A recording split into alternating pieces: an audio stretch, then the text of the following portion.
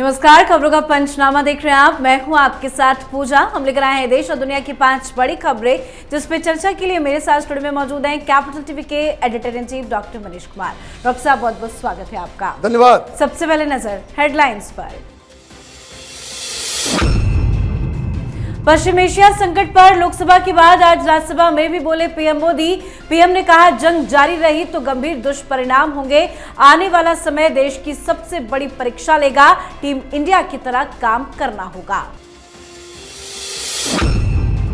जंग के बीच ट्रंप बोले, अमेरिका और ईरान के बीच जंग खत्म करने पर हुई बातचीत। ईरान के विदेश मंत्रालय ने किया इनकार।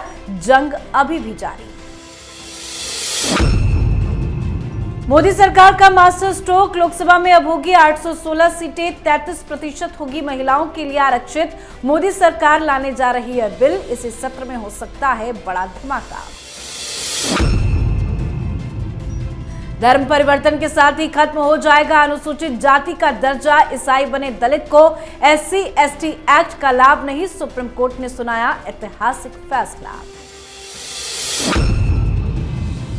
बंगाल चुनाव के पहले सुप्रीम कोर्ट में फंसी ममता बनर्जी। आईपैक रेड मामले में ममता को ईडी जांच में घुसने पर लगाई सुप्रीम कोर्ट ने जमकर फटकार। जज ने कर दी कपिल सिब्बल की बोलती बंद।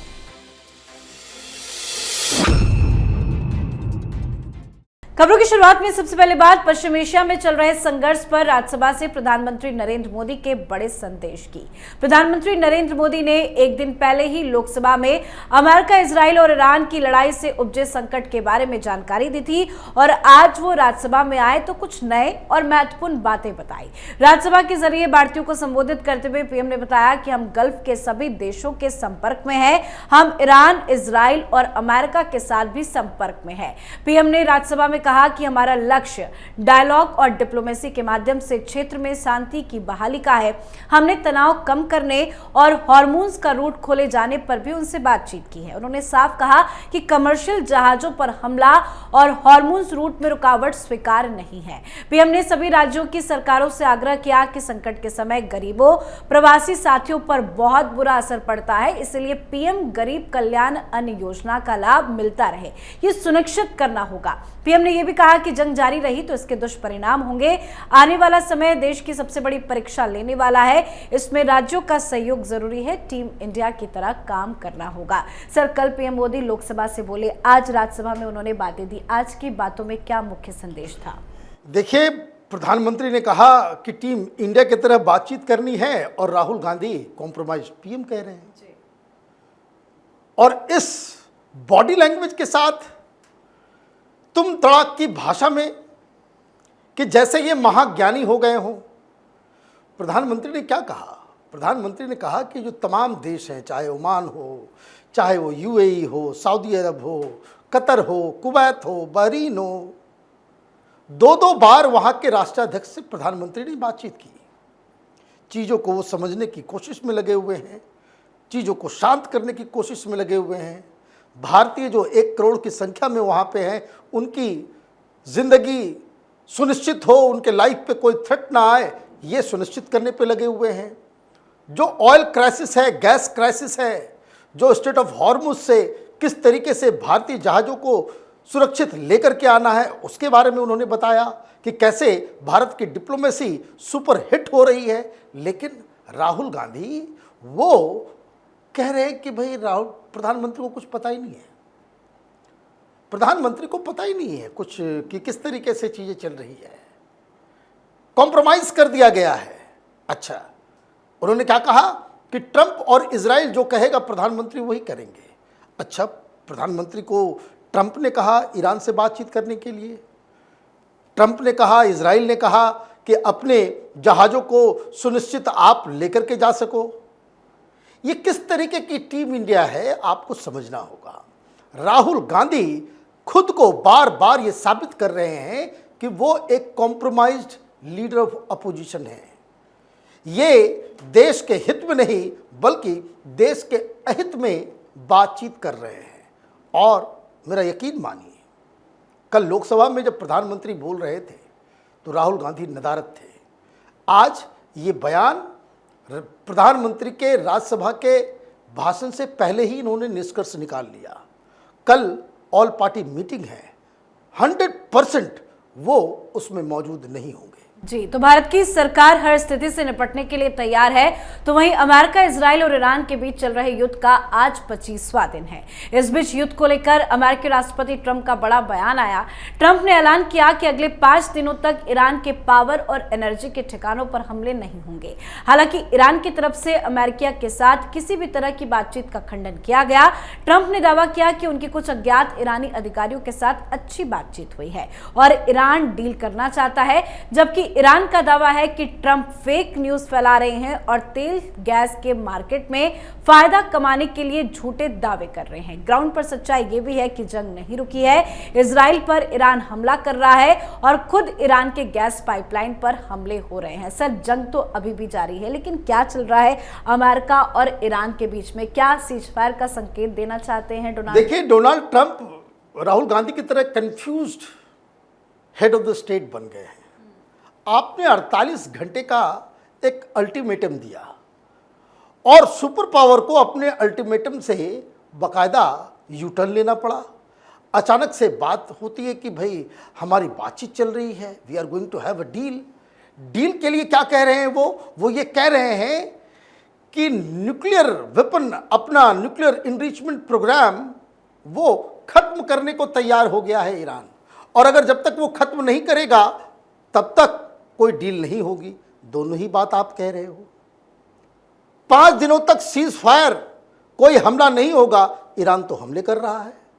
उसने सऊदी अरब के ऊपर भी आज मिसाइल्स दागे, वो बात और है कि उसको इंटरसेप्ट कर लिया गया। ईरान के ऊपर इजराइल का हमला हो रहा है। तो ये आप कहते कुछ और हो, जमीन में कुछ और होता है। अब सबसे बड़ा सवाल ये है कि भाई आप ईरान में किससे बात कर रहे हो? आप नाम तक नहीं बता सकते।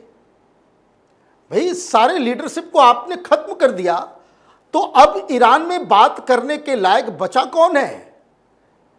ये वहां की आर्मी, वहां का अपना जो सरकार है, सरकार में बैठे हुए लोग, उसमें कोऑर्डिनेशन नहीं है। खबर तो ये आ रही है कि ईरान के सरकार जो वहां पे जो रिजीम है उसमें भी कई फैक्शंस जो है वो आ गए हैं। तो कहने का मतलब ये है कि डोनाल्ड ट्रंप के बारे में ईरान की तरफ से जो बात कही जा रही है कि चूंकि पूरा का पूरा स्टॉक एक्सचेंज जो है वो नीचे चला गया था, उसको थोड़ा बूस्ट करने के लिए आपने इस तरह का एक fake news, the word used by Iran कि डोनाल्ड ट्रंप फेक न्यूज़ फैला रहे हैं, कोई बातचीत नहीं हो रही। और सबसे समझने वाली बात यह है कि बातचीत होती है, बातचीत के बाद कोई सीज फायर होता है या इस युद्ध को रोका जाता है, तो इसे ईरान की जीत मानी जाएगी और डोनाल्ड ट्रंप की हार। ये छोटी सी बात डोनाल्ड ट्रंप को समझ में नहीं आ रही। जी, अब बात मोदी सरकार के मास्टर स्ट्रोक की। संसद में महिलाओं की भागीदारी बढ़ाने के लिए सरकार एक बड़ा कदम उठाने जा रही है। दरअसल संसद और विधानसभाओं में महिलाओं के आरक्षण के लिए लाए गए कानून में सरकार संशोधन करने जा रही है। संशोधन करके महिला सांसदों की संख्या 1/3 करने का प्रस्ताव है। इस संशोधित बिल को इसी सत्र में लाने की तैयारी भी है। बताया जा रहा है कि 29 मार्च को ही इस बिल को लाया जा सकता है। इससे लोकसभा में सदस्यों की संख्या बढ़कर 816 हो सकती है। वहीं महिला सांसदों के लिए आरक्षित सीटों की संख्या 273 हो जाएगी। इससे मौजूदा सांसदों की सीटें कम भी नहीं होगी और महिलाओं को भी बड़े पैमाने पर प्रतिनिधित्व करने का मौका मिल सकेगा। नारी शक्ति वंदन अधिनियम में संशोधन होगा, जबकि दूसरा परिसीमन कानून में बदलाव से जुड़ा होगा। इसे पास कराने के लिए संसद में 2/3 बहुमत जरूरी होगा और इसी वजह से सरकार विपक्ष का समर्थन जुटाने में लगी हुई है। अमित शाह ने विपक्षी दलों से बातचीत भी कर ली है और जल्द ये प्रस्ताव संसद में पेश किया जा सकता है। सर, इसकी चर्चा तो काफी दिनों से थी, क्या इसी सत्र में सरकार बड़ा धमाका करेगी? देखिए, ये बहुत ही ऐतिहासिक फैसला लिया जा रहा है।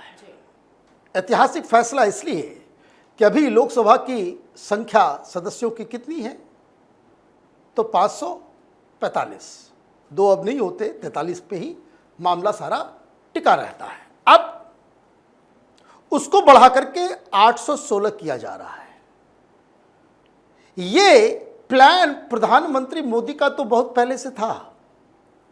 आप देखिए, ये 850 लोगों की बैठने की व्यवस्था, ये जो नया संसद भवन बना है उसके अंदर ऑलरेडी इतने लोग बैठ सके इसकी व्यवस्था है। उसी के अनुरूप राज्यसभा में भी बड़ा हॉल बैठने की व्यवस्था की गई है। इसका मतलब ये है कि प्रधानमंत्री मोदी का प्लान बहुत पहले से था। अब दूसरी चीज, ये जो संख्या बढ़ाने की बात हो रही थी वो इस बात पे हो रही थी कि ये जो अभी जो सेंसस होगा 2027 में जो सेंसस होगा उसके आधार पे डिलिमिटेशन किया जाएगा और संख्या बढ़ाई जाएगी। अब कई सारे राज्यों से इसके ऊपर विरोध आना शुरू हो गया। साउथ के स्टेट्स ने कहा कि भाई हमें से नुकसान हो जाएगा। तो प्रधानमंत्री मोदी ने एक नई रणनीति बनाई। वो नई रणनीति ये है कि जो 2011 का जो सेंसस है उसी के आधार पे सीटें बढ़ाई जाएगी। जैसे यूपी में 80 सीट है वो 120 सीटें हो जाएगी, बिहार में 40 है तो वो 60 हो जाएगा। कहने का मतलब है कि हर राज्य में 1.5 गुना सीट बढ़ाया जाएगा।